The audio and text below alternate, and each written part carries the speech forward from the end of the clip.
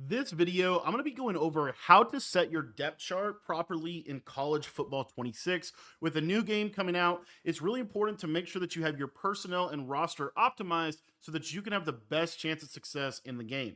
Now, what we're going to do here is we're at the regular play now screen here, and really important, unless you're playing like dynasty mode or ultimate team, if you're just playing like head-to-head regs or road to college football playoff, you need to do this in the main screen. For the other two modes, you can do those within the modes themselves. But for the regs modes, you need to do this at the home page, and I like to do this basically every single time I log on.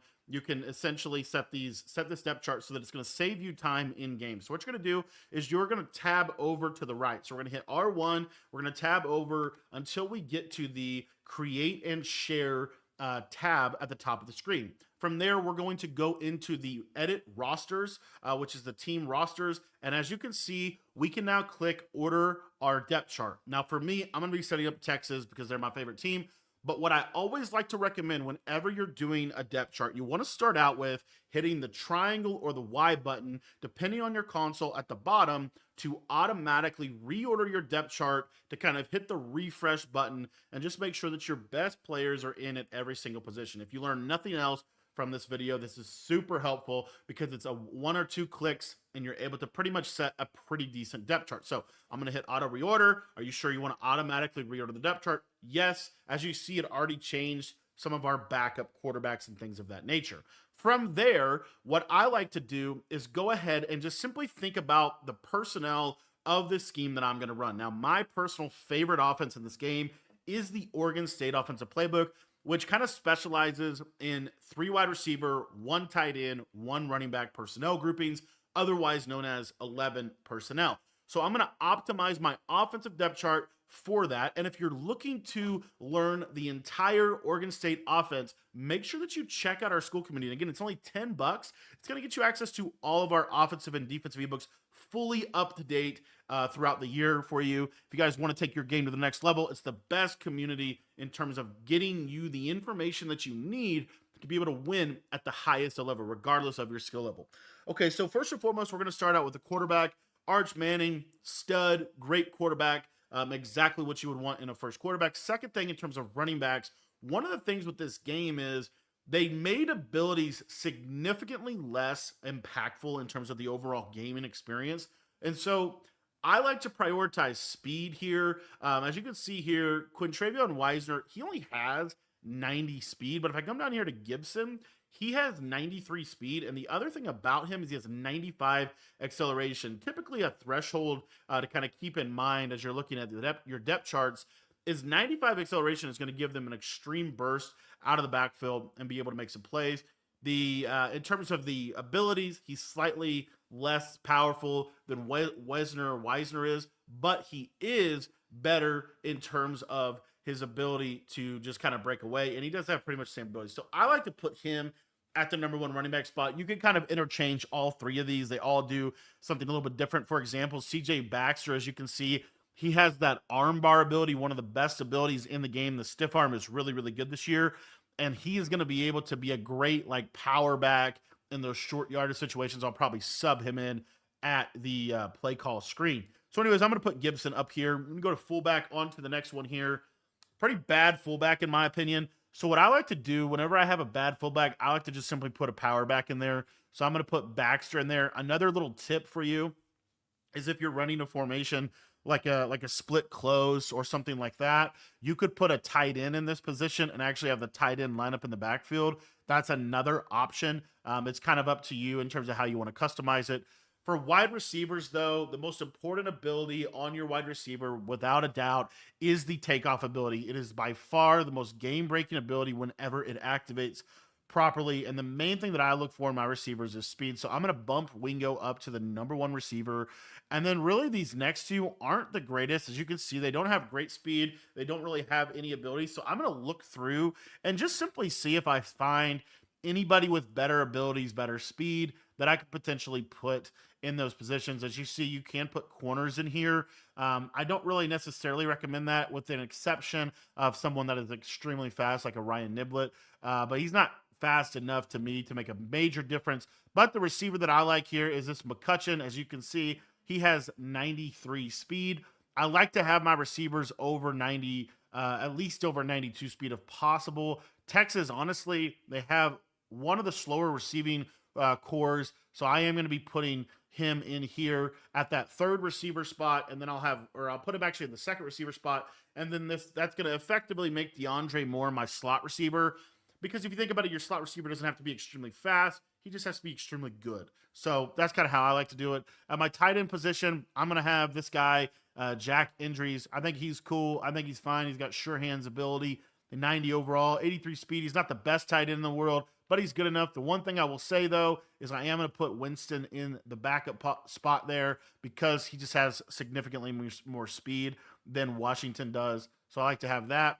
The one thing I want to tell you about offensive linemen in this game in terms of abilities and what you want to look for, one of the most important ones, and not everybody is going to have this. Very, very few linemen actually have it, but I think one of the most important abilities is this guy here, Brandon Baker. As you see, he has one ability. It's called quick drop. Quick drop is the best ability in the game for countering the quick jump ability. So if you have offensive linemen that have the quick drop ability, I really recommend putting those linemen, especially at the tackle positions, because it's going to help counter some of the blitzes that they're going to see in this game. So I'm just going to go to my right tackle spot and make sure Baker is starting, and he certainly is. Awesome.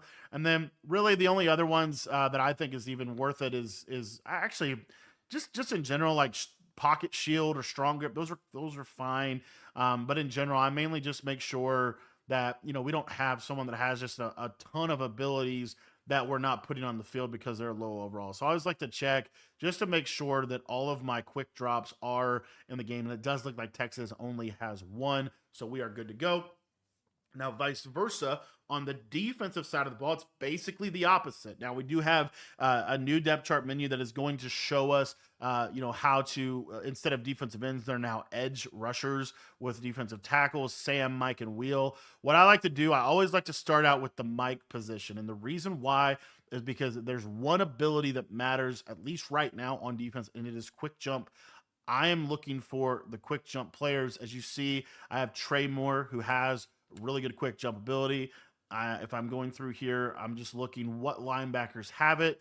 Trey Moore has it. Pretty much nobody else has it at the linebacker position. So from there, I'm now primarily going to prioritize speed, and I'm going to go back down to my edge positions because I want my defensive tackle to have the quick jump ability. As you see here, one of the biggest tips I can give you for optimizing your depth chart in college football, none of the blitzes are almost entirely dependent on two things, speed and acceleration.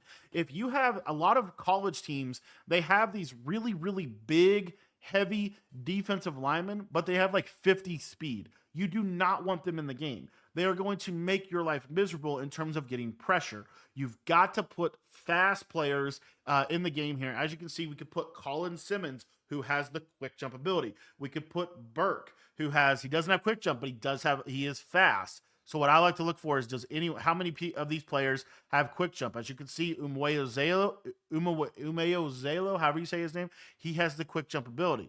So what I like to do is kind of optimize my defensive personnel for a nickel set, if you will.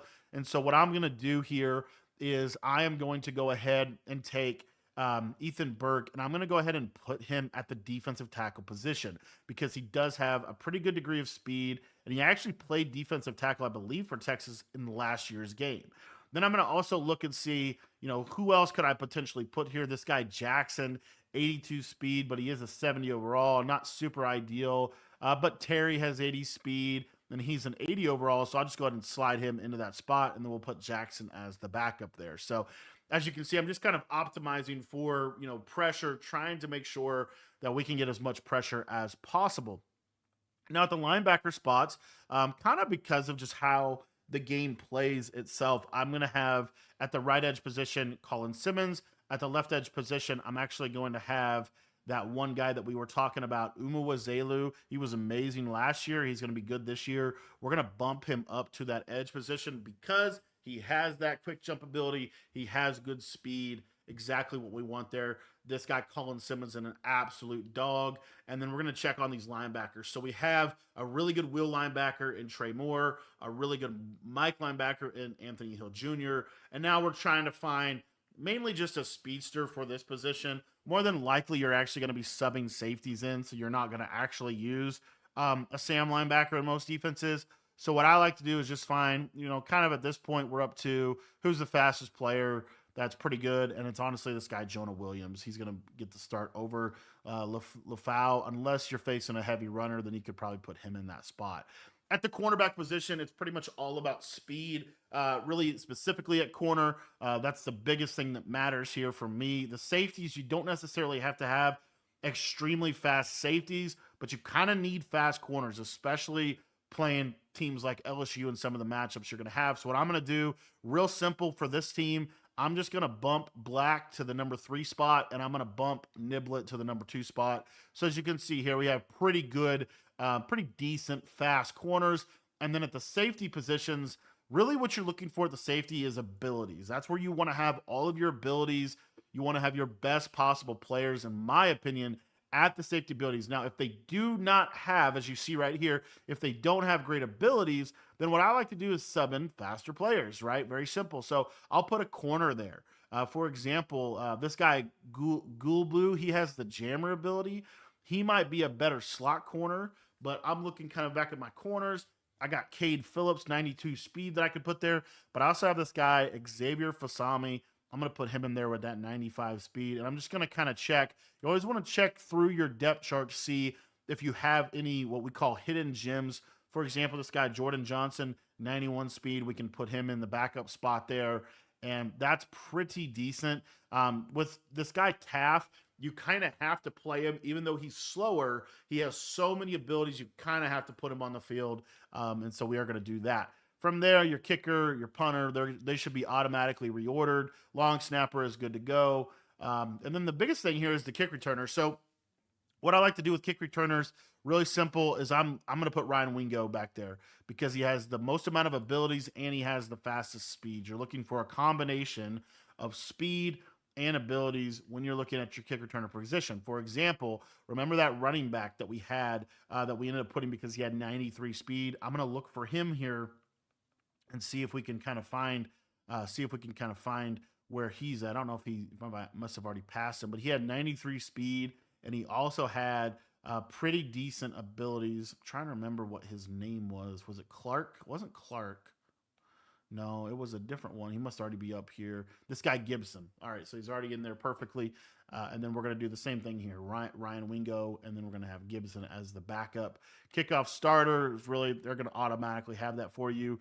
Third down running back, kind of important. If you want, what some playbooks do is they actually put the third down running back in a shotgun set. So we just want to make sure that our running back that we want is going to be in there. So we're going to put Gibson in at that position.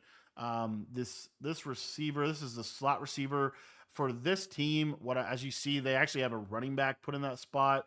Remember, we were talking about that, and we said that we wanted to go ahead, or actually, I don't know what is this position? This is something new. I'm going to just leave this then because I don't know exactly what that is.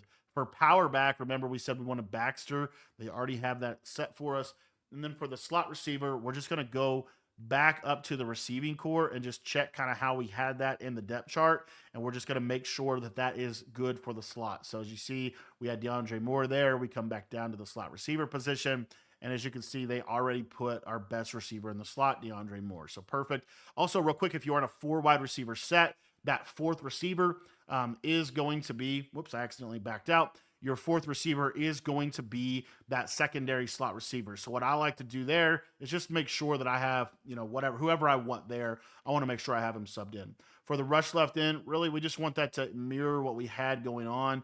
This is going to set you up for a nickel or dime defense. So when you're setting up for a nickel or dime defense, you actually will take out one of your linebackers or maybe even 2 of them. So we can now optimize the pass rush even more. So we're going to have Colin Simmons at the left end position. We're going to have Trey Moore at the right end position. And then at the defensive tackle spot, we're now able to put our other quick jump guy, this Umawazelu. We could put him at the rush defensive tackle, and we can still have Ethan Burke on the field if we're in a big nickel type of defense. So we have a pretty good personnel grouping there. For the nose tackle, if you're in a 3-down lineman set, as you see, another little kind of important little feature here, you want to make sure if we ever need a nose tackle, you see they only allow you to have defensive tackles here. So you just want to make sure that your fastest guy is subbed into that position. Unless you're trying to stop the run, then you could put, the big guy in there, but I like to have the speed guy. I think that's super important.